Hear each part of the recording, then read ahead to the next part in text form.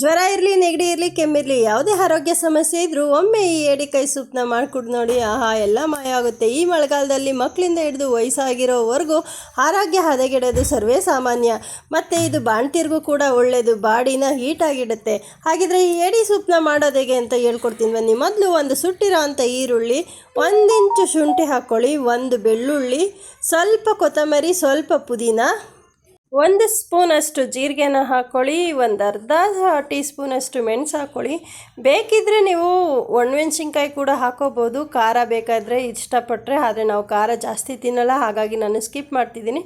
ಇಷ್ಟನ್ನು ನುಣ್ಣಗೆ ಪೇಸ್ಟ್ ಮಾಡ್ಕೊಂಡು ಬರೋಣ. ಪೇಸ್ಟ್ ಆದಮೇಲೆ ಒಂದು ಕುಕ್ಕರ್ನ ಹಿಡಿ. ಕುಕ್ಕರ್ ಆದಮೇಲೆ 1 ಸ್ಪೂನಷ್ಟು ಎಣ್ಣೆನ ಹಾಕ್ಕೊಳ್ಳಿ. ಆಮೇಲೆ ರುಬ್ಬಿರೋ ಅಂಥ ಮಸಾಲೆ ಏನಿದೆಯೋ ಅದನ್ನು ಹಾಕ್ಕೊಳ್ಳಿ. ಹಾಕ್ಕೊಂಡು ಸ್ವಲ್ಪ ಚೆನ್ನಾಗಿ ಫ್ರೈ ಮಾಡಿ. ಒಂದು ಟೊಮೊಟೊನ ಸಣ್ಣಗೆ ಹಚ್ಚಾಕೊಳ್ಳಿ, ಅದನ್ನು ಕೂಡ ಸ್ವಲ್ಪ ಬಾಡಿಸ್ಕೊಳ್ಳಿ. ಬಾಡಿಸ್ಕೊಂಡ್ಮೇಲೆ ಚೆನ್ನಾಗಿ ತೊಳೆದಿಟ್ಟಿರೋಂತಹ ಏಡಿನ ಅದರೊಳಗಡೆ ಹಾಕ್ಕೊಳ್ಳಿ. ಹಾಕ್ಕೊಂಡು ಆ ಮಸಾಲೆ ಜೊತೆ ಚೆನ್ನಾಗಿ ಮಿಕ್ಸ್ ಮಾಡಿ ನೋಡಿ. ಈ ರೀತಿ ಚೆನ್ನಾಗಿ ಮಿಕ್ಸ್ ಮಾಡ್ಕೊಂಡ್ಮೇಲೆ 1/4 ಟೀ ಸ್ಪೂನಷ್ಟು ಅರಿಶಿನದ ಪುಡಿ ಹಾಕ್ಕೊಳ್ಳಿ. ಈಗ ನೀವು ಸ್ವಲ್ಪ ನೀರು ಹಾಕ್ಕೊಳ್ಳಿ. ನೀರು ಹೇಗಿರಬೇಕು ಅಂದರೆ ಆ ಏಡಿ ಇದೆಯಲ್ಲ, ಆ ಏಡಿ ಸಂಪೂರ್ಣವಾಗಿ ಮುಳುಗಡೆ ಹಾಕಬೇಕು. ಆ ರೀತಿ ನೀವು ನೀರು ಹಾಕ್ಕೊಳ್ಳಿ. ಈಗ ನಾನು 1 kg ತೊಗೊಂಡಿದ್ದೀನಿ ಅಂದರೆ ಒಂದು 4 ಗ್ಲಾಸ್ 5 ಗ್ಲಾಸಷ್ಟು ನೀರು ಹಾಕ್ಕೊಂಡಿದ್ದೀನಿ.